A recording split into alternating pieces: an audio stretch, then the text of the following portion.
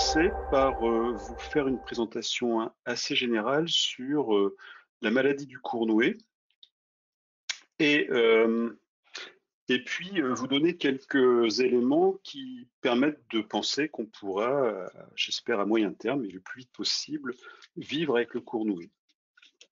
Alors, comme vous le savez toutes et tous, hein, la vigne est une plante pérenne qui est largement colonisée par les virus, hein. On en dénombre actuellement plus de 90 de virus et viroïdes chez la vigne. Bien sûr, ils sont tous transmissibles par multiplication végétative, hein, par la bouture, la greffe. Et puis, c'est assez trivial de le dire, mais c'est bien de le rappeler, c'est que l'homme est le principal vecteur et les multi-infections virales sont la règle. Donc ça, c'est deux éléments très importants pour la suite. Alors, bien entendu, il y a des vecteurs, hein. On connaît la transmission naturelle de certaines de ces viroses par des vecteurs aériens ou telluriques, hein. On connaît les cochenilles pour les virus de l'enroulement, cicadelles, pucerons, acariens, nématodes pour le virus ou les virus qui sont agents du Cournouet. Alors, ce qui est important à considérer, c'est la notion de virome ou microbiote viral, hein. C'est quelque chose maintenant qui est bien connu avec toutes les données concernant notamment le microbiote intestinal, hein, et ces notions de virome sont maintenant donc qui visent à apprécier, à connaître l'exhaustivité des virus présents dans un organisme et également dans son environnement. C'est grâce justement à l'avènement des techniques de séquençage à haut débit pour HTS, pour High Throughput Sequencing, et bien entendu de toute la partie bioanalyse, bioinformatique, biostatistique. Alors, on a bien sûr ces plus de 90 virus viroïdes, mais il ne faut pas oublier que c'est une entité, une espèce virale, c'est une entité, et que derrière, il y a des centaines de variants viraux, hein. On voit ce qui se passe avec la Covid et le SARS-CoV-2 et tous les variants anglais, sud-africain, brésilien et même maintenant breton, hein. Ça me fait plaisir parce que je suis breton, donc savoir qu'un virus, un variant viral vient de Bretagne, ça, voilà. Et bien entendu, si je reviens à la vigne, hein, certains sont pathogènes, on les connaît, hein, d'autres sont commensaux, ils sont là, on ne sait pas très bien ce qu'ils font là, mais en tout cas ils sont là, hein. Mais on peut, il y a une notion qui émerge depuis maintenant quelques années, c'est la notion de virus bénéfique. La notion également de service écosystémique, certains de ces virus peuvent éventuellement coloniser des champignons, hein. On parle dans ce cas-là de mycovirus, et puis on peut envisager d'avoir de l'hypovirulence chez certains de ces champignons, hein. Chez Botrytis, c'est connu par exemple, lié à la présence de mycovirus, donc ça peut être potentiellement des agents de lutte biologique, hein. Euh, on peut avoir aussi synergie, c'est-à-dire qu'on peut avoir, dans certains cas, une, une aggravation des symptômes dus à la présence de plusieurs virus, hein. On peut penser à l'enroulement et au Cournouet, hein. Quand on a les deux formes dans la même plante, on peut avoir une aggravation drastique de la symptomatologie. Et puis, le dernier point, on peut avoir également des antagonismes. Donc, on peut avoir des exclusions de virus. Et c'est bien cette exploitation de cette hypothèse qui est le point de départ de la prémunition et donc de l'intérêt de la protection croisée ou prémunition pour résister aux formes pathogènes du GFLV et espérer pouvoir vivre avec le Cournouet. Et c'est bien le projet Vaxivine qui initie cette stratégie de prémunition dans le cadre du plan national dépérissement du vignoble. Alors, Vaxivine fait partie d'un ensemble de stratégies intégrées pour la lutte contre le Cournouet. Donc là, je vous invite à aller voir le site du plan national dépérissement avec le projet, alors je pense que vous devez voir ma flèche, hein, le projet Jacinthe, le projet Coupre, le projet Vivace et bien entendu le projet Vaxivine qui s'intéresse à la lutte vis-à-vis du virus, hein, cette fois-ci. Alors, pour aller un petit peu plus loin maintenant, c'est des rappels, hein, on va dire des rappels très généraux, hein. Donc le Cournouet, c'est bien un dépérissement viral. On est dans le plan national dépérissement qui résulte de l'interaction compatible entre l'agent pathogène, hein, qui est le virus, le Graven Family Virus, le GFLV, avec deux ARN génomiques, Son hôte, bien entendu, la vigne. On a également des hôtes herbacées qui permettent la multiplication du virus sous différentes formes, soit en systémie, soit en lésion locale. Et puis, bien entendu, la vigne, son hôte agronomique, et le vecteur, puisque sa transmission est assurée naturellement par le nématode Xiphinema index. Et puis, on l'a dit tout à l'heure, l'homme, par le biais de la multiplication végétative et des déplacements de sol, etc. Alors ça me permet de dire que une fois qu'une parcelle est cournouée, malheureusement, elle le reste, d'autant plus que maintenant, on n'a plus la possibilité d'utiliser des désinfectants, ou en tout cas très peu de désinfectants de sol et encore moins des nématicides. Donc en fait, la maladie du cournoué, c'est cette interaction tripartite, et sans oublier les facteurs environnementaux, biotiques et abiotiques, qui peuvent en moduler l'expression, qui aboutit justement à l'expression de ces fameux symptômes que vous connaissez. Alors, elle est connue maintenant depuis très longtemps, puisque c'était une des premières viroses identifiées chez la vigne, et elle a été déjà dans fin des années 50, par un de nos prédécesseurs à INRA et Colmar. C'est pour dire aussi qu'à Colmar, on connaît la maladie, on y travaille maintenant depuis largement plus de 50 ans. Donc, elle a été identifiée comme une dégénérescence infectieuse par Vuitnez. Elle a été caractérisée en tant qu'endémie dans tous les vignobles, et le pathogène, l'agent causal, a été identifié à ce moment-là, ainsi que son vecteur. Alors, pour l'instant, et c'est l'objet d'un des projets du plan national d'épérissement, c'est d'évaluer les pertes économiques par an en France, mais il y a des études qui datent du début des années 2000 qui estimaient déjà plusieurs centaines de millions d'euros les pertes économiques par an en France, avec plus de 60% du vignoble national touché, notamment avec 30% de formes graves, et puis bien entendu en expansion. Et le corollaire de ça, une augmentation des surfaces viticoles impropres à la culture. Et c'est illustré en bas, dans le panneau du bas, où on voit l'évolution du cournoué à Cramant, en Champagne. On voit ici 2 foyers entre 1994 et 2014, et on voit ce qui a pu se passer en l'espace de 20 ans, avec une augmentation inexorable de la maladie, en tout cas des formes sévères de la maladie, malgré, et dans les années 90, on utilisait largement les nématicides, les désinfectants de sol, malgré l'utilisation de ces produits phytosanitaires, en particulier hautement toxiques pour l'environnement et l'homme. Donc on en arrive à une impasse technique réglementaire. Alors il n'y a pas de résistance naturelle, mais je vais moduler un petit peu ça tout à l'heure. Pas de résistance naturelle au virus exploitable pour le moment. En tout cas, c'est vrai que c'est pas exploitable pour le moment.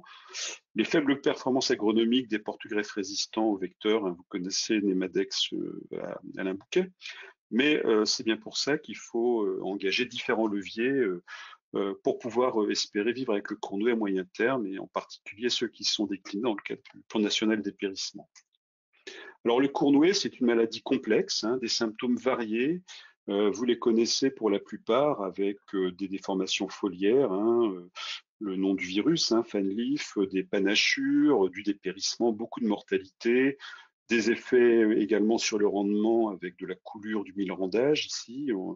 Et puis, bien entendu, et ça c'est le nom de la maladie, le cournoué, on voit un raccourcissement des entrenœuds ici, entre un rameau GFLV négatif et un rameau GFLV positif. Et on voit ici, entre la Champagne, la Bourgogne et l'Alsace, que au même moment, on est en juin 2017, la maladie s'exprime pas du tout de la même façon. Donc en fait, ces différents types de symptômes dépendent du climat, des conditions pédoclimatiques, des génotypes de vigne, et bien entendu, et on va le voir en détail, des variants de GFLV. Alors ça, c'était des choses qui étaient déjà connues justement dans les années 50. Alors, pour terminer avec les généralités, c'est juste pour vous donner quelques éléments de compréhension concernant la symptomatologie, puisque, comme vous allez le comprendre, la prémunition est basée sur de l'hypoagressivité, donc l'identification de variants viraux qui n'induisent pas la maladie, ou en tout cas qui n'induisent pas des formes graves de la maladie, et en particulier des symptômes atténués. On parle bien de variants viraux atténués, hypoagressifs, prémunisants. Enfin, vous m'entendrez parler de ces différentes formes virales tout au long de l'exposé. Alors, quelques points qui sont bien entendu issus de travaux fondamentaux qui proviennent de l'équipe Virologie Vection à INRA et Colmar. Vous voyez en bas les publications qui correspondent à ces résultats. C'est que le niveau d'accumulation virale ne semble pas directement impliqué dans les symptômes dus au GFLV. Donc, c'est pas parce qu'il y a beaucoup de virus qu'il y a beaucoup de symptômes. On a pu mettre en évidence des interactions spécifiques entre variants de GFLV et génotype de vigne. C'est vraiment ça le cœur de ce qui va être important pour la prémonition. C'est donc l'association variant de virus et génotype de vigne qui interviennent largement dans les symptômes du Cournouet, mais sans oublier l'environnement, bien entendu. L'environnement sera toujours là pour moduler d'une façon ou d'une autre par des stress biotiques ou abiotiques. Quand je dis stress biotique, ça peut être des co-infections virales ou des co-infections avec d'autres types de pathogènes, mais c'est pour l'instant ni abordé ni connu. Et puis, sur un plan beaucoup plus fondamental et moléculaire, on a pu montrer qu'un seul acide aminé, une modification d'un seul acide aminé dans la région codante pour la polymérase virale, était déterminant pour la présence, l'absence de mosaïques sur des feuilles systémiques, après infection systémique, sur un notaire herbacé proche du tabac, Nicotiana bentamiana.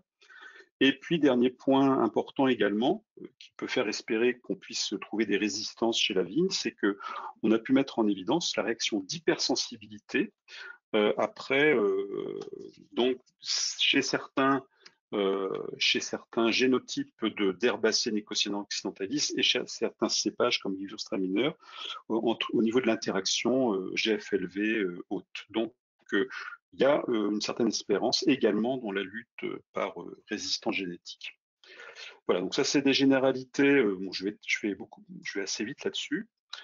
Et voilà, donc voilà. Première introduction. Guillaume, je te laisse la parole. Ouais, merci Olivier. Donc on voit que c'est une maladie qui est quand même complexe, avec en particulier un grand nombre de déterminants, hein, comme tu l'as indiqué, des déterminants génétiques, des déterminants environnementaux aussi autour de la vigne, en termes de pratique, hein, ce qui veut dire que s'il y a une grande variété de déterminants, il y a peut-être une grande variété de solutions. Donc, est-ce que tu peux déjà nous parler d'un certain nombre de pistes innovantes ou récentes avant de passer au cœur du sujet qui est vacciné? Oui, absolument. Alors, je vais vous présenter quelques travaux qui sont issus de notre équipe, Virologie Vection à INRA et Colmar. Et en premier lieu, justement, les stratégies génétiques de lutte contre le Cournouet, en particulier les stratégies de lutte antivirales. Alors, je parle également des stratégies de lutte antivectorielle, puisqu'il y a également un programme d'amélioration de la vigne pour introgresser des gènes de résistance qui proviennent de la muscadine dans des variétés élites. C'est un programme qui est mené à INRA et Bordeaux. Donc, il est en cours pour essayer d'augmenter les performances agronomiques de Nemadex AB. Donc, ça, c'est la lutte antivectorielle. On voit ici que, ça fait pas de mal de le redire, que le point d'entrée de la maladie, ce sont bien les racines au travers de ce nématode de Xiphinema index tellurique. Et puis ensuite, on a une généralisation de l'infection, on appelle ça une infection systémique, au niveau du cépage. Donc, la résistance au virus, eh bien, elle existe. Elle existe. On a effectivement caractérisé très récemment, vous voyez que l'article est d'ailleurs sous presse actuellement en 2021, dans l'équipe, en collaboration avec les collègues généticiens, on a pu caractériser une résistance au GFLV chez la variété Riesling, et on l'a localisé au niveau du chromosome 1. Alors, pour l'instant, on ne connaît pas le gène ou les gènes impliqués dans ce déterminisme, dans cette résistance. Elle est à l'étude, mais elle peut être prometteuse, et en tout état de cause, nous continuons les investigations dans le cadre de la résistance au virus. Et à terme, alors c'est plutôt à long terme, ici il faudrait écrire à long terme, nous espérons pouvoir introgresser ces gènes de résistance, parce que bien sûr, nous en cherchons également d'autres, donc caractérisés, cartographiés dans des cépages et porte-greffes. Alors, et je dirais plutôt dans des porte-greffes, puisqu'on peut imaginer pyramider des résistances génétiques vis-à-vis du nématode et vis-à-vis du virus. Mais on pourra parler de ces problématiques de résistance au sens large un petit peu plus loin, à la fin de l'exposé, parce que bien entendu, Guillaume l'a rappelé, c'est une maladie complexe, c'est une maladie qui ne sera pas, on ne pourra pas vivre avec le Cournouet avec juste un levier. Il faudra vraiment une combinaison de stratégies. Donc c'est pour ça que on travaille justement sur plusieurs types de stratégies. Alors, je vais également vous rappeler ce qu'on a obtenu comme résultat. Alors, bien entendu, ce sont des résultats qui sont de la preuve de concept, hein, puisque les OGM en France et en Europe sont pour l'instant réduites à la partie recherche fondamentale et preuve de concept. Donc, vous voyez ici les stratégies qui ont été menées dans l'équipe Virologie Vection avec, on va dire, deux grands types de stratégies biotechnologiques avec l'expression de l'ARN interférence avec des constructions particulières pour envisager de dégrader les ARN viraux du cournouet, du GFLV, qui ont donné quelques résultats sur herbacées, mais qui n'ont pas été très très concluants, hein, ces résultats sur vigne. Par contre, on a pu mettre en évidence le fait qu'une plante, alors un herbacé ou une vigne, exprimant un petit anticorps recombinant fusionné à une protéine fluorescente, hein, on dirait une protéine, un marqueur, quoi, permettait on a pu montrer qu'on arrivait à de l'immunité vis-à-vis du GFLV. Et puis bon, juste pour rappel, on travaille également à l'édition du génome avec les nouvelles technologies d'édition du génome par CRISPR, mais j'en parlerai pas, je développerai pas cet aspect-là ici. Voilà. Donc tout ça pour vous dire que en bouturage, on est en culture in vitro ici, voilà des vignes des porte-greffes transgéniques, acclimatation dans des serres confinées. Phénotypage pour la résistance au virus, vous voyez ici notre toute nouvelle serre confinée dans le cadre d'un projet Phénotis qui nous permet justement d'évaluer des résistances de type biotechnologique. Et voilà ce qu'on a obtenu. Donc on a pu montrer que suite à l'activité d'un nanobody, enfin de l'expression d'un nanobody dans des plantes, on aboutissait à de l'immunité. Donc on a effectivement sur le plan fondamental du matériel, on a notamment des 41B qui sont immuns vis-à-vis du GFLV. Alors vous voyez ici l'association entre la particule virale, hein, c'est bien sûr une modélisation, hein, l'association entre la particule virale et puis ces petits anticorps recombinants qui neutralisent la particule et qui ne lui permettent plus d'assurer son cycle et puis d'induire la maladie. Donc on a pu publier récemment des très jolis papiers. Donc pour nous, c'est satisfaisant puisque les livrables de la recherche, on va dire académique, c'est vraiment les publications scientifiques. Alors je vais terminer par des perspectives de lutte biologique contre le vecteur, et ça vous en avez beaucoup entendu parler, et je vais aller assez vite parce que ça fera l'objet d'un autre webinaire. C'est les couverts de service et la caractérisation de plantes à effet antagoniste, hein, les jachères nématicides, avec, d'un point de vue plus fondamental, ce qui est fait à Colmar, à l'INRAE Colmar, c'est la caractérisation des molécules bionématicides chez certaines fabacées, dont le sainfoin. Vous voyez ici un essai damier qu'on avait mis en place en Alsace il y a quelques années. Donc c'est une première réponse, hein, pour diminuer le potentiel infectieux d'un sol avec un réseau d'essais multilocaux pluriannuels. Alors je ne vais peut-être pas rentrer dans le détail de ces manips qui montrent qu'au travers de bioessais, on a effectivement une activité nématicide à la fois dans les parties aériennes, dans les racines et dans les exudats racinaires du sainfoin. Et ça nous a permis, en collaboration, en partenariat avec l'entreprise Multifolia, de développer une approche par à la fois l'utilisation d'une jachère vivante, hein, sur 2 ans, et après dévitalisation, arrachage, hein, une parcelle infestée de cournouet, et puis épandage de granulés de sainfoin. Donc vous voyez ici un des tout premiers essais qui est réalisé en Alsace, à Egisheim, avec une plantation en mai 2017 après épandage de ce granulé. Et puis ensuite, le suivi des cinétiques de recontamination est en cours. Voilà. Donc je vais, alors oui, juste pour conclure, on a produit quelques articles techniques très récents qui concernent cette stratégie de couvert de service et les applications dérivées. Ça a été publié dans la revue des œnologues début 2021. Donc j'ai terminé avec cette deuxième partie, Guillaume. Oui, merci Olivier. Donc on voit qu'il y a déjà un certain nombre de pistes qui ont déjà été travaillées, pour certaines depuis plusieurs années et puis d'autres qui sont encore en cours. Ça ça nous fait déjà un panel supplémentaire de possibilités, mais ça fait déjà 2 fois en fait que tu nous parles de prémunition depuis le Oui, début. Donc je pense qu'il est temps de rentrer dans le vif du sujet et de détailler plus ça. absolument. Donc, on va revenir vers le projet Vaxivine. Et avant, j'aime bien montrer cette vue aérienne qui nous a été, c'est Géraldine Huriel du comité Champagne hein, qui l'a faite. Donc, c'est bien pour montrer dans un foyer de Cournouet, ici au centre. Hein, donc, on voit qu'on a des plans jaunissants, on a beaucoup de mortalité, on a une expression sévère de la maladie ici. Alors, quand on a un foyer comme ça, c'est absolument symptomatique, si on peut dire, si on peut s'exprimer comme ça, d'un vecteur. Hein. On part et ça s'étend comme une tache d'huile à partir du centre du foyer.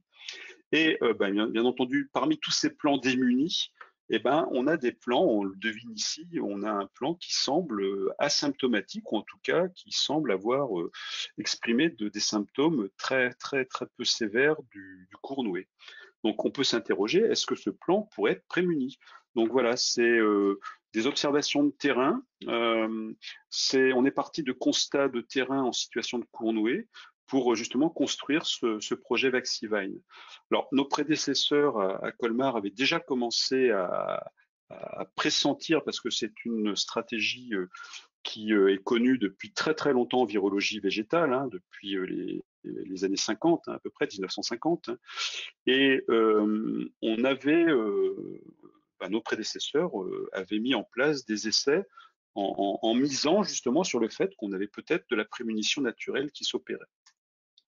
Alors, juste rapidement, le concept de prémunition ou protection croisée, c'est un état de résistance induite d'une plante alors qui va être primo-infectée. Hein, on pourrait dire vaccinée. Bon, on n'aime pas trop ce terme, mais c'est assez imagé pour voir un petit peu quels sont les principes de cette protection par résistance induite. Donc, primo-infectée par un virus hypoagressif qui est censé la protéger contre toute surinfection par les variants pathogènes de ce même virus. Hein, de ce même virus. Donc c'est une méthode de biocontrôle, donc c'est très important de le souligner, qui est déployée dans certains cas pour diminuer l'impact des virus des plantes. Et un des exemples les plus connus sur une espèce pérenne, hein, c'est la prémunition utilisée contre les effets de variants agressifs du virus de la Tristezza des agrumes. C'est un virus transmis par puceron.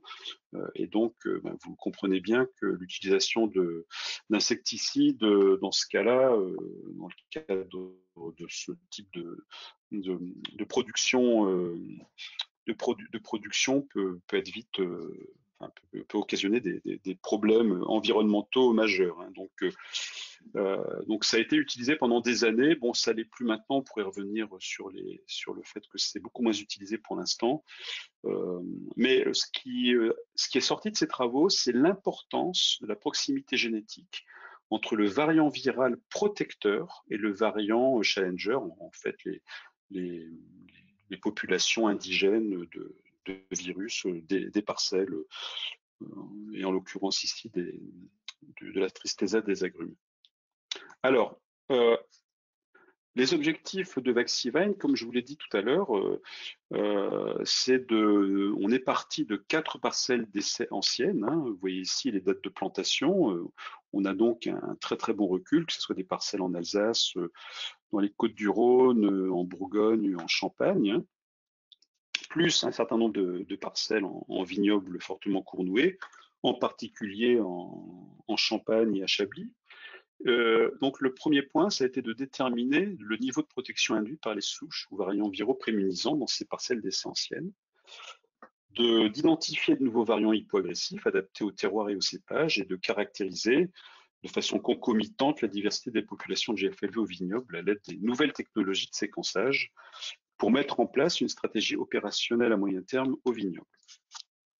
Alors, ce qui est justement, on parlait de la tristezza des agrumes et puis d'autres modèles. Hein, il n'y en a pas énormément en virologie des plantes, mais il y en a quand même quelques-uns.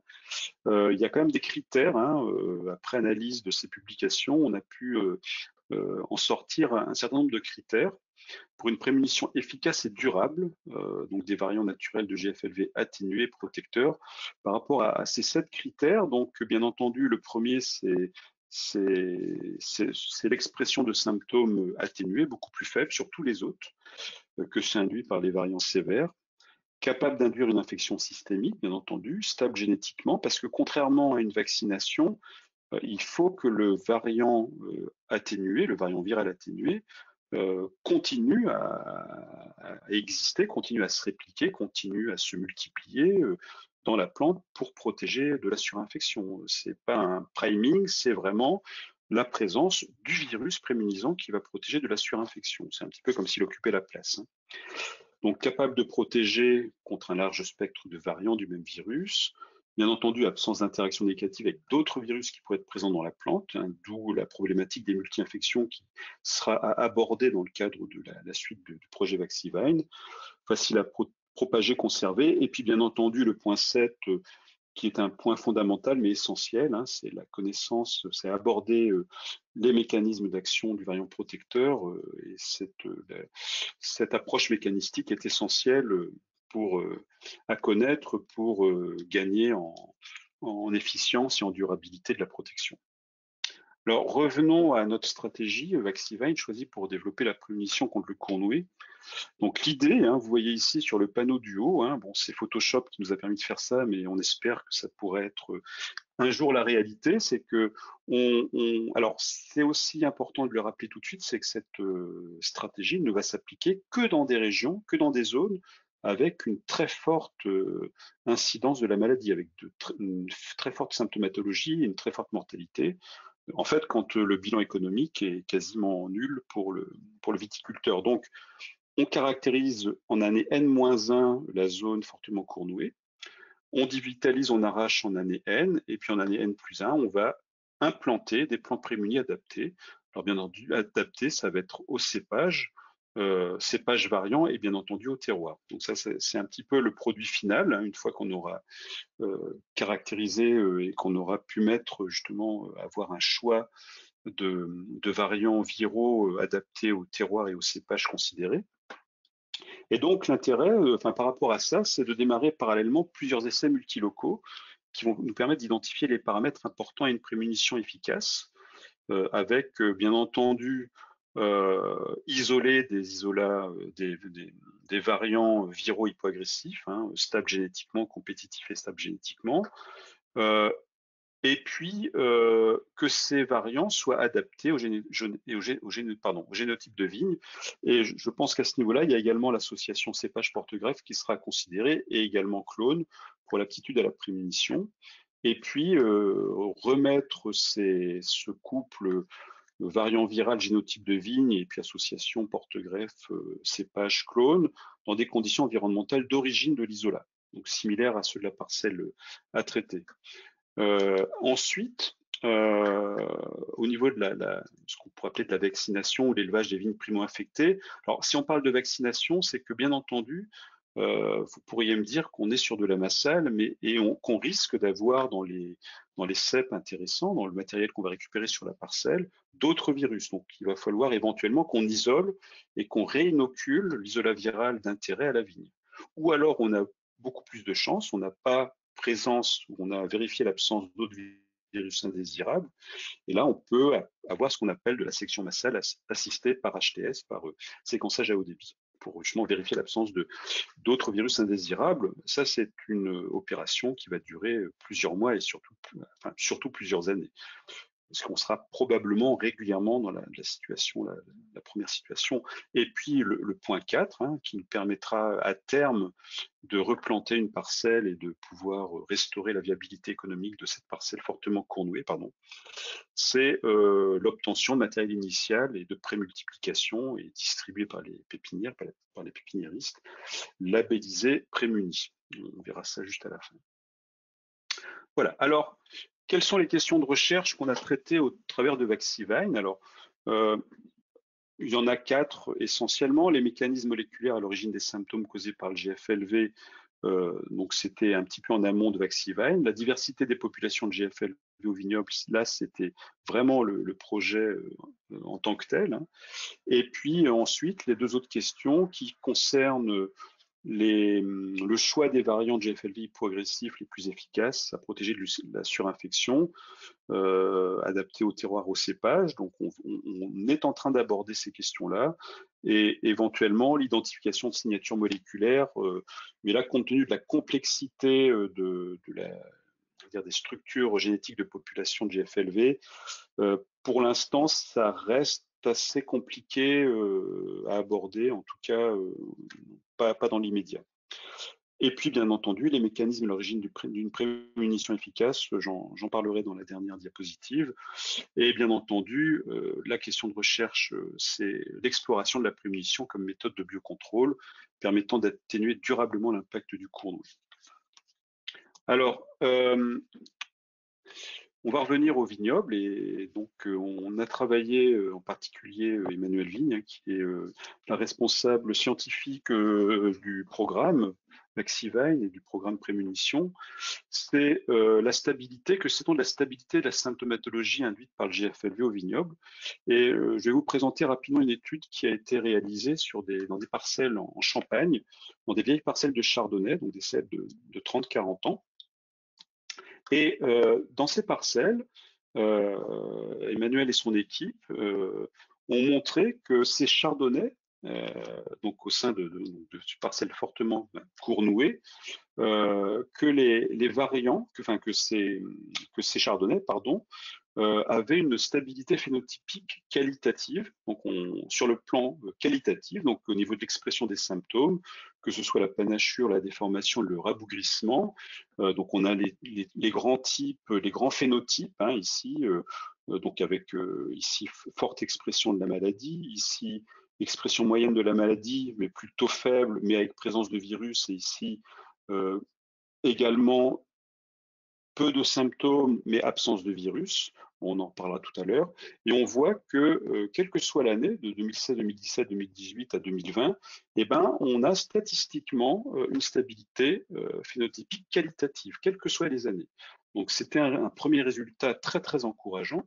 Et sur le plan quantitatif, hein, au niveau des composantes de la vendange, hein, que ce soit le nombre de grappes par pied, le poids par grappe ou le poids par pied, eh ben, on a exactement les mêmes résultats, hein, bien entendu, avec une légère perte de rendement pour les pieds peu symptomatiques, mais porteurs du virus, et puis bien entendu des diminutions beaucoup plus drastiques de la vendange lorsqu'on avait symptomatologie, grave symptomatologie. Vous voyez ici les pertes de rendement sur 5 ans, entre le L- et le L+, donc présence de virus, mais avec une faible symptomatologie, on peut aller jusqu'à moins 38% de perte. Et lorsqu'on a des symptômes sévères, on peut atteindre les 80% de perte de rendement. Voilà. Alors, on a vu qu'on avait une stabilité phénotypique qualitative et quantitative, quelles que soient les années. Bien sûr, c'est que sur 4 ans, vous allez me dire, mais 5 ans, pardon, mais ça correspond quand même à quelque chose, à des premiers résultats très encourageants. On a pu montrer aussi que tous les pieds n'étaient pas infectés par le GFLV. Et ça nous a beaucoup étonné parce qu'on avait quand même parfois la sensation d'avoir une symptomatologie de type GFLV. Donc, il faut quand même se méfier des problèmes physiologiques ou des convergences de symptômes, de symptomatologie. Donc là, ce qui veut dire que lorsqu'on étudie une parcelle, il faut quasiment faire une analyse pied par pied. Et ce qu'on a fait ensuite, c'est sur le plan de la génétique ou la structure de population de GFLV, on a fait une analyse exhaustive en utilisant toujours les technologies de séquençage à haut débit. Alors, très rapidement, on a vu ce que c'était qu'un virus, hein. Vous avez compris qu'il y avait 90 virus environ chez la vigne, mais ces virus ou ces espèces virales hébergent un nombre, enfin, intègrent plutôt un nombre très très important de variants. On peut estimer à plusieurs centaines, plusieurs milliers de variants par espèce virale. Le variant étant, lui, considéré non plus sur le virus, c'est sur sa forme, sur la forme de la particule, la stratégie d'expression de son génome, la façon dont il est transmis. Il y a des tas de critères qui permettent de distinguer les espèces virales entre elles, mais le variant, c'est basé sur la séquence et les HTS justement nous permettre d'atteindre l'exhaustivité de la séquence et de faire ce qu'on appelle de la génomique de population virale. Et le variant, c'est en gros un nuage de population, enfin un nuage de molécules centré autour d'une séquence moyenne. Et quand on dépasse les 1-2% de variation, ben on sait qu'on a un deuxième variant, troisième variant, et on peut ensuite les classer en clusters, hein. Donc, ben oui, avec le SARS-CoV-2, on sait maintenant ce que c'est qu'un variant à peu près, et vous rendez compte qu'une seule mutation ponctuelle sur un aminoacide peut justement générer un variant particulier avec des propriétés biologiques particulières. Et ces variants, justement, sont identifiés au niveau du Cournouet, du GFLV, par séquençage à haut débit. Ce qui veut dire que cette technologie est essentielle à pérenniser dans le cadre d'un tel programme. Et je vous montrerai sur la dernière diapositive comment on a pérennisé cette compétence en partenariat très étroit avec l'IFV. Donc, on a vu que, donc voilà, donc on a analysé la génomique de population des variants viraux, enfin présents dans les cèpes du vignoble. On a pu montrer qu'un cèpe est souvent infecté par plusieurs variants du GFLV. Alors bien entendu, je ne suis pas rentré dans le détail de l'ARN1, de l'ARN2, mais il y a également toute une variation liée aussi à ces deux molécules. Mais pour simplifier le discours, je ne rentrerai pas dans le détail des molécules d'ARN. Alors la composition en variant est différente d'un cep à l'autre, et ça nous a également beaucoup surpris, ce qui veut dire qu'en gros, la signature virale est unique pour un pied de vigne, et on peut vraiment avoir une traçabilité en lien avec le virome d'un pied de vigne. Et puis, ce qu'on a pu également montrer, c'est qu'il y avait une diversité moléculaire extrêmement importante au sein d'une parcelle, ce qui complexifie pas mal l'approche et ce qui montre aussi quelque part qu'il va falloir activer pas mal de leviers pour pouvoir vivre avec le Cournouet. Voilà, alors on a vu que la diversité du GFLV était importante au sein d'une parcelle, et on a également montré que la combinaison de variants de GFLV, et ça c'était également comme pour les stabilités phénotypiques, extrêmement important de l'avoir montré, que la combinaison de variants présente dans un cep est globalement stable sur 3 années. Donc ça, c'est assez prometteur par rapport à la stratégie de prémunition. Mais bon, attention aux autres virus, hein, aux virus de l'enroulement particulier, aux GPGV, qui peuvent être présents dans les cèpes infectés. Donc il faut également, c'est ce que je disais en introduction, considérer les multi-infections, et on peut s'attendre à avoir des interactions négatives au niveau de l'expression des symptômes. Alors, on a donc montré au niveau des premiers résultats, des résultats antérieurs nous ont permis de mettre en évidence, et au travers de thèses d'ailleurs financées en amont d'Axivine, quels étaient les mécanismes moléculaires à l'origine des symptômes causés par le GFLV. Bon, les thèses sur ces questions fondamentales continuent, notamment au niveau de l'activation des systèmes de défense et de la résistance chez la vigne en particulier. On a pu montrer qu'il y avait une diversité importante des populations de GFLV au vignoble, et en lien avec ça, la génomique de population virale avec l'utilisation des technologies de séquençage à haut débit. Et maintenant, on a ces deux questions qui restent effectivement, qui sont là maintenant sur la table. C'est quels sont les variants de GFLV hypoagressifs les plus efficaces à protéger de la surinfection, donc pas les de la parcelle. Donc c'est bien l'adaptation au terroir et au cépage qui va être essentielle, et puis des questions plus fondamentales concernant les mécanismes à l'origine d'une prémunition. Alors les principaux résultats, c'est plus de 20 nouvelles accessions en Séracolmar par rapport à ces variants hypoagressifs potentiellement intéressants et utilisables pour la prémunition. Hein, ils ont trouvé dans les vignobles, ils ont été trouvés dans tous les vignobles pour l'instant qu'on a prospectés. Donc on a pu également montrer que les phénotypes observés, c'est ce que j'ai dit tout de suite, étaient globalement stables, intéressants du point de vue des vendanges. Voilà. Mais on a pu également montrer qu'il y avait une répartition variable du GFLV dans les parcelles, avec notamment des zones entre guillemets cournouées, mais avec des ceps non infectés. Alors, tous ces éléments nous permettent maintenant de dessiner un nouveau protocole pour la sélection de variants hypoagressifs et surtout de gagner du temps. Euh, alors, la validation par rapport à tout ce que je viens de vous dire, en particulier que les populations de GFLV peuvent se distinguer en fonction des parcelles et des régions viticoles. Donc, on peut avoir en gros une structuration génétique des populations de GFLV. Moi, j'en parle avec beaucoup de prudence parce que pour le moment, il faut encore compiler encore davantage de séquences pour pouvoir être confiant par rapport à cette assertion. Mais bon, on peut parler de structuration phylogéographique. C'est que ça valide notre hypothèse de départ. C'est qu'il va falloir faire une sélection par cépage et par région pour identifier des variants viraux susceptibles d'être utilisables pour la prémunition. Donc, ça m'amène au dernier point, c'est la mise au point de nouveaux dispositifs expérimentaux de prémunition dans les parcelles, avec justement des notions de paysage prémunisant. Donc, on va commencer à y travailler lorsqu'on va mettre en place les dispositifs expérimentaux qui vont être implantés à partir de l'année prochaine. Hein.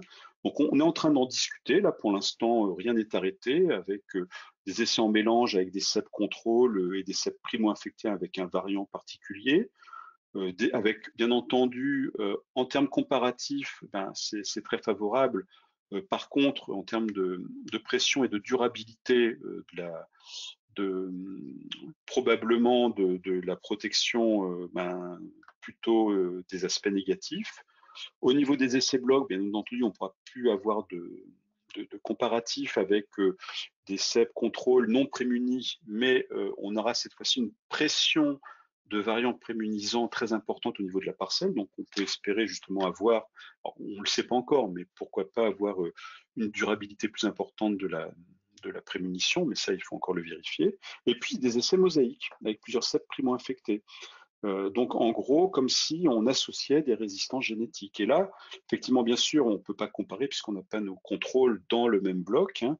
Par contre, au niveau de la pression prémunisante, ben, c'est plutôt très favorable. Et puis, en termes de durabilité et de spectre de protection, ben, il suffit de penser à aux gènes de résistance aux maladies. Et quand on associe plusieurs gènes de résistance, eh ben, on peut espérer avoir une résistance robuste, durable et à large spectre.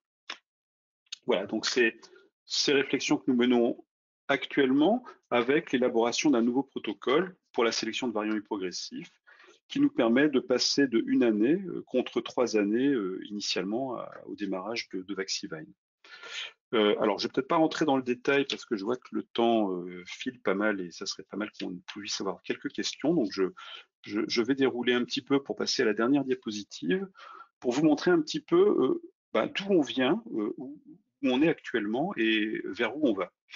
Alors, bien sûr, c'est à l'origine les travaux fondamentaux mécanistiques qui nous ont permis justement de mettre de mettre en évidence les déterminants à l'origine des symptômes, l'utilisation et l'appropriation des technologies de séquençage à haut débit pour l'identification de la diversité génétique du GFLV, qui nous a permis de construire le projet Vaxivine au travers de thèses financées par les interpros, par des privés, Mouette et Chandon en particulier, l'IFV avec un projet métagénome également financé par les interpros et privés. Donc tous ces projets en amont de Vaxivine nous ont permis de construire à la fois les concepts et les outils. Et puis Vaxivine, ça a été justement l'élaboration d'un protocole de sélection de souches hypoagressives avec la sortie immédiate de Vaxivine et ces 2 projets qui démarrent cette année. Hein, alors ils ne sont pas indiqués ici, mais c'est VT21 et puis un autre projet Vaximage, mais plutôt VT21 pour continuer à étudier la diversité génétique du GFLV au vignoble.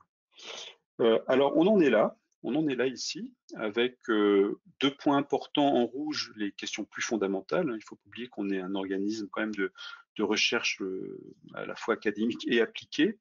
Nous allons poursuivre la détermination des mécanismes à l'origine de la prémunition qui va conditionner l'évolution des recherches à long terme. Et ça, justement, l'INRAE s'en est donné les moyens, puisque l'INRAE, c'est indiqué ici, recrute cette année un chargé de recherche sur les mécanismes de la prémunition, positionné à INRAE Colmar. Donc, vous voyez que l'Institut a priorisé cette stratégie vis-à-vis du virus du Courneuil, vis-à-vis de la virologie de la vigne. Donc, on va avoir l'arrivée d'un jeune scientifique prochainement, enfin, on va dire fin d'année 2021, qui va nous permettre justement d'adresser ces questions essentielles.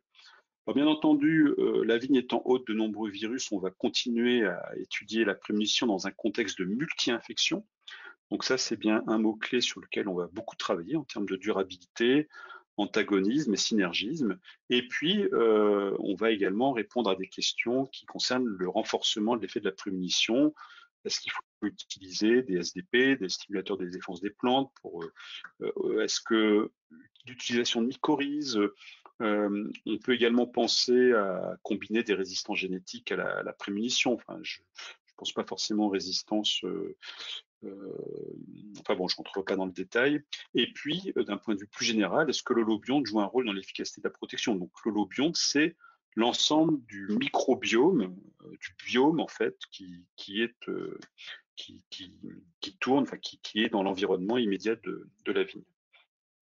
Alors, au niveau des livrables plus appliqués, par rapport à ce qu'on va poursuivre, c'est élaborer un protocole de production et de certification des vignes prémunies pour leur commercialisation, et puis tenter de développer des outils d'aide à la décision. Je vous ai parlé tout à l'heure de signature moléculaire qui pourraient permettre d'accélérer la sélection de variants hypoagressifs de souches virales prémunisantes.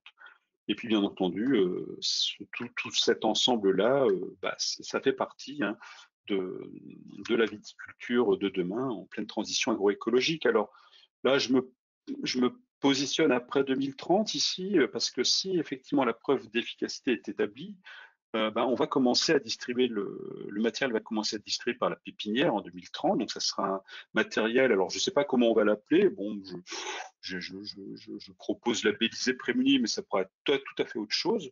Et donc, ce qui est important, et c'est ce que nous menons actuellement, ce sont des réflexions avec les instances réglementaires de la filière, celle du biocontrôle, pour asseoir et pour discuter, pour entériner le statut réglementaire de ce matériel, parce que pour l'instant, on va dire qu'il y a un vide réglementaire. Là, le matériel que je vous ai montré jusqu'à présent, il a le statut de matériel expérimental, point barre. Pour le reste, il n'est pas question de diffuser du matériel avec un virus réglementé. Donc c'est pour ça qu'il est important de bien réfléchir au statut réglementaire de ce type de nouveau matériel qui ne sera utilisé que au travers d'un cahier des charges, à la fois pour la production, je dirais même pour l'identification des parcelles sur lesquelles on implantera le matériel prémuni, et qui accompagnera tout le processus d'élaboration du matériel et son implantation. Donc ça sera important justement que tout ceci soit bien construit d'ici à l'horizon 2030, puisqu'en 2030, on espère au travers de tous les nouveaux, et si le plan national dépérissement 2 voit le jour, de pouvoir poursuivre au travers de projets Vaxivine 2, Vaxivine 3, avec différents partenaires déjà identifiés, justement de pouvoir montrer qu'effectivement la prémunition peut être un des leviers majeurs, et là je pèse mes mots, pour pouvoir vivre avec le Cournouet à moyen terme. Voilà, alors bien entendu, je vous ai parlé d'Emmanuel Vigne, qui est responsable scientifique du projet. C'est un travail collectif avec l'équipe de virologie évection de Colmar, avec en gras les personnes qui ont essentiellement travaillé, enfin, tout le monde a beaucoup travaillé, mais les personnes qui ont travaillé à un taux très significatif de leur temps. J'en profite aussi pour indiquer que l'IFV a recruté un ingénieur de recherche, Jean-Michel Illy, fin 2020, justement pour répondre à toutes ces questions en lien avec les technologies de séquençage à haut débit et la virologie de la vigne et la notion de virome en lien avec des questions de qualité sanitaire, et puis bien sûr d'implémentation de la prémunition au vignoble, hein, puisque Jean-Michel travaille en très étroite collaboration avec nous sur ces projets Vaxivine et la suite de ces projets, et puis bien sûr nos partenaires qu'ils proviennent de maisons de champagne, enfin de maisons privées ou d'interprofessions. Voilà, donc j'ai été très bavard. Je vous remercie pour votre attention et je pense que maintenant on peut aborder les questions. Ouais, merci Olivier. Effectivement, c'est quand même un projet qui est extrêmement enthousiasmant.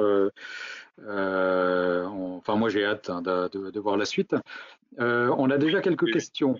Alors, Oui, je vais commencer par une question qui n'est pas sur la vigne, justement. Tout à l'heure, tu as montré quelques photos de la oui, tristezza des agrumes. Et il y oui, avait une oui, oui. question, du coup, qui était pourquoi la prémunition développée par la tristezza des agrumes est-elle moins utilisée? Y a-t-il une perte d'efficacité? Est-ce que tu sais?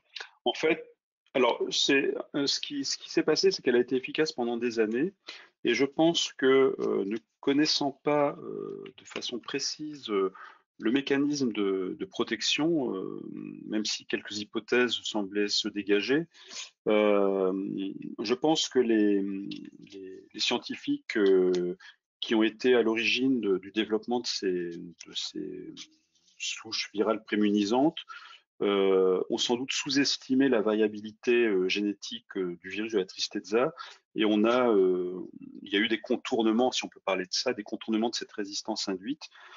Alors je pense qu'on vivait aussi, enfin qu'on travaillait à une autre époque, quand on a abordé ces questions qui concernaient la tristezza. C'est une époque où on n'utilisait pas les technologies de séquençage à haut débit, et je pense que ce qui a manqué probablement dans cette stratégie qui était très prometteuse à l'époque, hein, c'était justement des questions de génomique de population virale et d'exhaustivité de la variabilité des virus dans les vergers. Et probablement aussi que la résistance génétique a été sans doute utilisée, peut-être déployée peut-être de façon plus importante que la prémunition. Merci. Donc là, on va revenir un peu plus dans la vigne avec une question qui est assez longue, hein. Donc écoute bien. Oui. Euh, pour la partie, pour la partie transgène de la vigne, les porte-greffes Ah. présentent-ils les mêmes symptômes au niveau des rameaux et des feuilles que la partie greffée? Et il y a un corollaire à cette question-là. Envisagez-vous de tester vos porte-greffes transformés en greffage pour voir les effets sur l'évolution des symptômes? Tu veux que je répète Euh, la première partie? alors, j'ai pas très bien compris des symptômes Alors, de. la première question, c'était pour la partie transgène de la vigne. Les porte-greffes présentent-ils les Oui. mêmes symptômes au niveau des rameaux et des feuilles que la partie greffée, le greffon, quoi? Alors, je pense que là, il faut peut-être préciser le fait que c'est construction transgénique. Enfin, bon, on est plutôt là pour parler de prémunition et de lutte biologique. Mais bon, c'était juste pour vous montrer un petit peu. Alors, il faut quand même savoir qu'à INRAE, c'est un programme qui est terminé, hein, ce programme de transgénèse avec l'expression de nanobodies dans des porte-greffes. On n'a pas été jusqu'au greffage, hein. On a juste vérifié que le virus ne se multipliait pas dans les lignées transgéniques exprimant ces petits anticorps recombinants fusionnés une protéine. Et donc, on n'a pas du tout apprécié ni la symptomatologie, ni ce qui pouvait se passer si le porte-greffe, si le greffon, pardon, pouvait être protégé du porte-greffe. On a juste montré que dans le porte-greffe, il y avait plus de virus, plus de GFLV. Donc ça a été, et puis ce qu'on peut également rajouter, que c'était du matériel expérimental extrêmement fragile, et on n'a pas pu justement travailler sur du pluriannuel. en confinement toujours, hein. Mais c'est un programme qui est arrêté et j'ai parlé des livrables, hein, c'était ces deux publications, en particulier dans PNAS en 2020. Ok. Alors, autre question. Attends, j'essaie de bien la lire, excusez-moi. Euh, est-ce que les cèpes retenus, avec le variant hypovirulent ressortaient Mhm. vigoureux et productifs au sein des ronds de Cournoué? Alors, je crois qu'il y a un petit peu répondu dans les graphiques Oui, euh, des pages, enfin des premières pages dans le vignoble champenois, mais oui, peut-être qu'il oui. faut revenir dessus. Ouais. Oui, oui, ben en fait, c'est tout à fait ça, hein. C'était des cèpes qui avaient non seulement une allure tout à fait, on va dire, très peu différenciable d'une plante en dehors du foyer de Cournouet, donc voilà, des plantes très peu symptomatiques et qui présentaient justement, en termes des composantes de rendement, une vendange intéressante. Donc effectivement, des plantes à la fois robustes et productives, modulo ce que j'ai dit tout à l'heure, hein, c'est que s'il y a présence du virus, il faut s'attendre à une perte de rendement qui peut aller jusqu'à 20, 30, voire un petit peu au-delà, 20-30%. Donc il faut quand même, quand on envisage et quand on envisagera cette stratégie, euh, accepter des pertes économiques, enfin des pertes économiques, en tout cas des pertes de rendement de l'ordre de 20 à 30%. Bien sûr, avec la viabilité économique derrière, hein, puisque quand on a 80% de perte de rendement et quand on a ces fameux, bon, on les a sous les yeux, hein, ces fameux symptômes, bah là on n'arrive plus ni à vendanger, ni à vinifier, ni même à complanter, puisque dès qu'on remet un jeune plant, il va être tout de suite attaqué par les nématodes et contaminé. Donc c'est quand même important de le dire et de le redire, c'est que on n'aura pas l'équivalent d'une plante résistante, hein, que ce soit par voie génétique par exemple ou autre, mais on aura une plante qui va accepter, euh, qui va être tolérante à la maladie avec une petite perte de rendement. Et d'ailleurs, si je peux rebondir sur ces graphiques, est-ce Oui, que on voit que les plants hypovirulents sont effectivement moins symptomatiques et que ça se répète oui, chaque année? Et oui. justement, est-ce que ça interpelle pas un peu que, alors que d'habitude on a une variabilité assez importante des symptômes d'une année à l'autre, là on a beaucoup moins de variabilité. Est-ce que ça interpelle pas un peu sur le, la, la relation entre le variant et puis son interaction avec l'environnement? Est-ce que ce variant est moins sensible à des interactions de conditions météo par exemple ou de pratiques culturales que les autres. Est-ce qu'il n'y a pas quelque chose à creuser là-dedans? Alors, si, alors, ce qu'il faut, alors, bon, je me suis pas appesanti sur ces graphiques, mais en fait, ce qu'il faut quand même comprendre, c'est qu'on a quand même les variations saisonnières, hein, je parlais comme les météorologues, mais d'une année à l'autre, on a des variations, hein, on a plus ou moins de rabougrissement, on a plus ou moins de panachure, mais c'est toujours dans le même sens. C'est toujours dans le même sens. On a une stabilité phénotypique comparative entre les différents, ces trois, ces trois types de phénotypes, hein, fort symptômes, peu de symptômes avec virus et peu de symptômes sans virus, mais on a une variation d'une année sur l'autre. Mais une plante qui va être panachée l'année, enfin une année, va être moins panachée l'année suivante, va être peut-être très panachée l'année d'après, mais on aura toujours le même type de symptomatologie d'une année sur l'autre, avec bien sûr des variations. D'accord, ok. Euh, Justement, enfin, en parlant de variants, et puis tu as parlé on va dire, multicontamination, hein, Oui, oui, oui, une question dessus. Justement, oui. si un même cep peut être contaminé par plusieurs variants, en quoi les variants Mhm. hypoagressifs peuvent-ils empêcher une infection par un autre variant? Alors, il faut bien s'entendre sur la notion de variant et de virus, hein. Si ce sont d'autres variants de GFLV, c'est le principe de la prémunition. C'est que le variant prémunisant ou des associations de variants prémunisants, parce que on peut envisager des cocktails de virus prémunisants vont protéger alors on va dire des populations indigènes de virus du Cournouet. Mais je dis bien de virus du Cournouet et de GFLV en particulier. Donc un variant hypoagressif prémunisant de GFLV va protéger de la surinfection par un variant ou des isolats agressifs de GFLV. Par contre, il ne va pas protéger de la surinfection par un enroulement ou par un GPGV ou par un vitivirus ou autre virus, hein.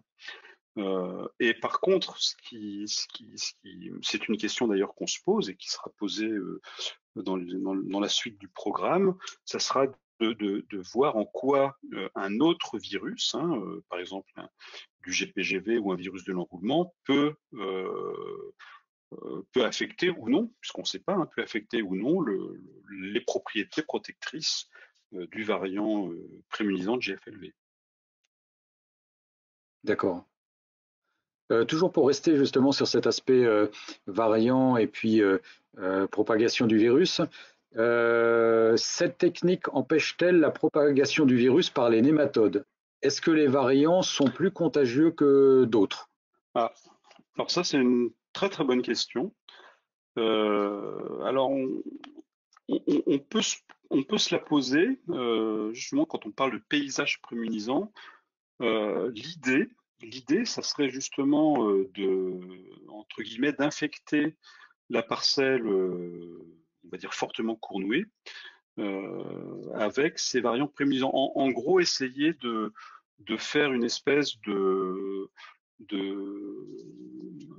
un changement de population, d'essayer de faire en sorte que les populations virales pathogènes soient exclues de la parcelle et que ce soit que les variants prémunisants qui soient présents là et qui n'induisent plus la maladie. Et justement, ce qu'on a montré au travers de travaux récents, bon, la publication, on l'a publié il y a un an ou deux, c'est de montrer que un nématode peut héberger plusieurs variants. Donc au sein d'un même nématode, on peut avoir plusieurs variants de GFLV et même des variants de GFLV provenant de deux plantes adjacentes. Ce qui nous montre en fait indirectement que le nématode s'alimente sur une plante puis sur l'autre et peut acquérir un virus ou un ensemble de variants viraux d'une plante et des variants viraux de l'autre plante. Donc l'idée c'est ça, c'est l'idée de paysage prémunisant et de pouvoir remplacer ces ronds jaunes de Cournouet en ronds verts en substituant les populations pathogènes par des populations prémunisantes. C'est ce qu'on appelle effectivement vivre avec le Cournouet. D'accord. Toujours un peu sur les variants, c'est aussi une question par rapport à ce que tu indiques à plusieurs reprises de l'adaptation en fait euh, de cette solution au terroir et au cépage. Oui. Est-ce que derrière cette adaptation ne se cache pas, je dirais, une sorte de cousinage, c'est-à-dire, est-ce que derrière, c'est pas le fait qu'un variant hypovirulent protège Mhm. dans un vignoble, on va dire, hein, dans une région, Mhm. comme tu l'as aussi écrit, est-ce que ça serait dû au fait que ce variant hypovirulent, c'est un cousin du variant virulent de cette zone-là, c'est-à-dire il est Oui. suffisamment proche pour avoir vraiment un effet. Du coup, la conclusion, ça serait de Mhm. dire si jamais on trouvait un variant virulent euh, sur le chardonnay Mhm. du Languedoc, par exemple, il n'est pas obligatoirement Mhm. adapté à un variant de Champagne. Non, non, pas obligatoirement. Pas obligatoirement. Justement, ces essais multilocaux vont nous permettre de répondre à la question. Mais a priori, compte tenu de ce que j'ai dit sur la structuration géographique des populations, il faut s'attendre à avoir une espèce de proposition adaptée au terroir et au vignoble. Et je pense que ces essais multilocaux et les projets qu'on a en cours et qui vont nous permettre d'aller jusque dans le Bordelais nous permettront de répondre à la question. Justement, comme tu parles des essais multilocaux, euh, il y a une question qui revient assez régulièrement et qui a été posée là justement, euh, Oui, parce qu'on en parle déjà de ces plans prémunis depuis quelque temps. oui, Euh, oui, oui. Si dans nos cépages emblématiques locaux, on Oui. souhaite commencer à repérer des souches qui nous semblent Mhm. auto-immunisées, est-il possible ou est-ce Oui. trop tôt? Non, non, c'est possible. Après, vous avez vu, bon, on a beau être une belle équipe, hein, et puis un réseau de partenaires important. Il faut quand même savoir que ce sont des, comment ça s'appelle, des processus, hein, qui sont longs.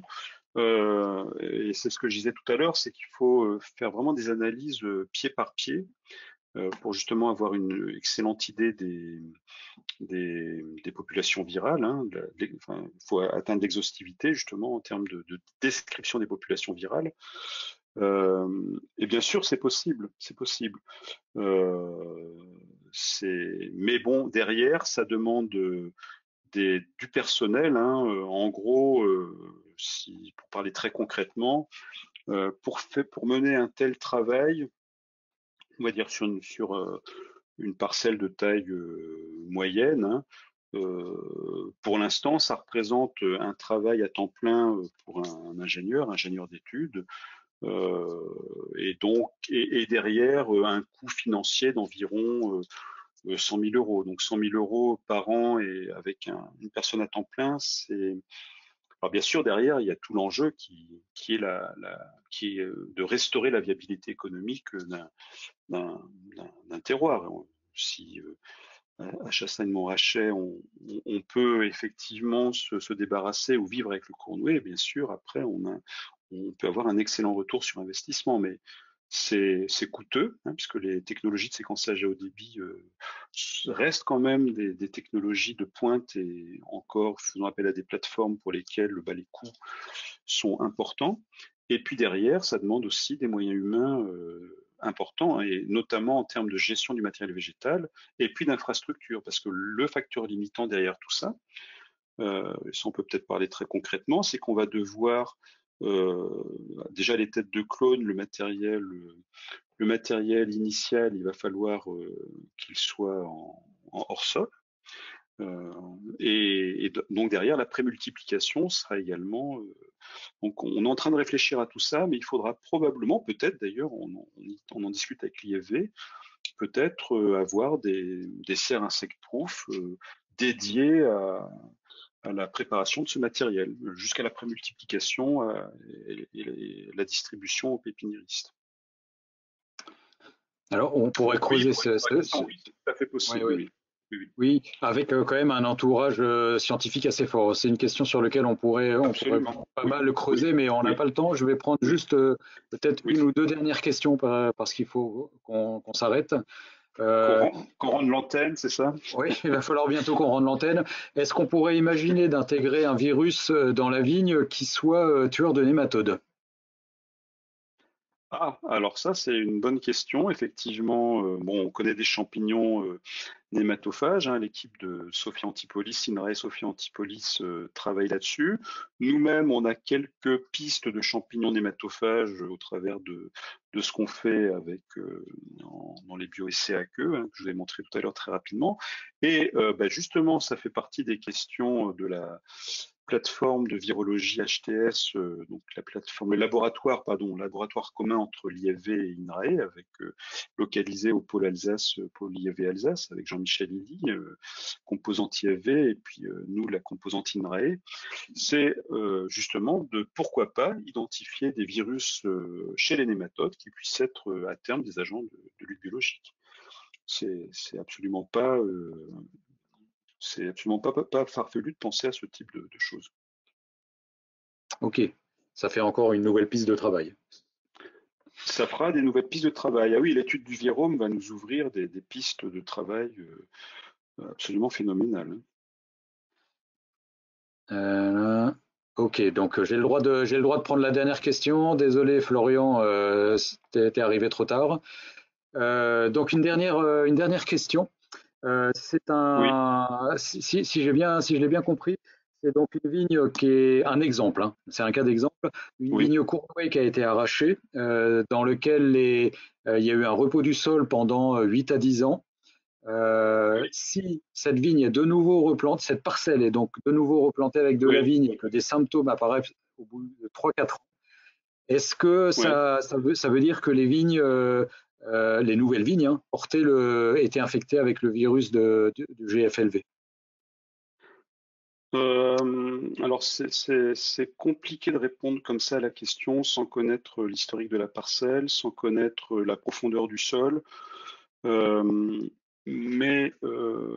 alors après, tout dépend de ce qu'on entend par sans culture de quoi que ce soit, parce que faut pas oublier non plus qu'il y a des hôtes, alors pas forcément la vigne, mais il y a des hôtes qui sont hôtes à la fois du vecteur et du virus. Donc on peut imaginer que si on n'a pas utilisé des couverts de service enfin, favorables ou défavorables plutôt au pathosystème, au potentiel infectieux, on n'a peut-être pas, ce repos du sol n'a peut-être pas été complètement favorable à la destruction du pathosystème, enfin du potentiel infectieux, hein. Je prends l'exemple par exemple de la facélie, hein, la facélie qui est une plante utilisée en couvert de service, et ben, on sait qu'elle multiplie par des facteurs très importants le vecteur Xiphinema index, de même le sarrasin. Euh, donc il y a ce premier élément de réponse. Le deuxième, c'est de dire que après les nématodes ont un pouvoir très important de, de enfin, ils peuvent se conserver pendant plusieurs années dans le sol en l'absence de toute nourriture, entre guillemets, de système racinaire. Ils ont des systèmes d'enquistement et en plus de ça, le virus, il y a une telle interaction spécifique entre le GFLV et Xiphinema index que au bout de 4 ans, le vecteur héberge toujours le virus et est toujours capable de le transmettre. Donc, bon, on est à 8 ans, on est à 10 ans, mais c'est pas exclure que il y ait on va dire un pathosystème, un potentiel infectieux résiduel qui fasse qu'on ait la maladie qui se déclare. Alors, le troisième élément, bon, alors ça, j'y crois un petit peu moins, c'est le matériel végétal planté. Je pense qu'actuellement, la certification et la pépinière offrent quand même une qualité sanitaire, en tout cas pour le GFLV, à mon avis très satisfaisante. Alors bien entendu, est-ce que c'était de la massale ou pas? Si c'était de la massale, il n'est pas du tout exclu que le matériel planté soit déjà primo-infecté, enfin, oui, si on peut parler comme ça, avec des formes pathogènes du cournou.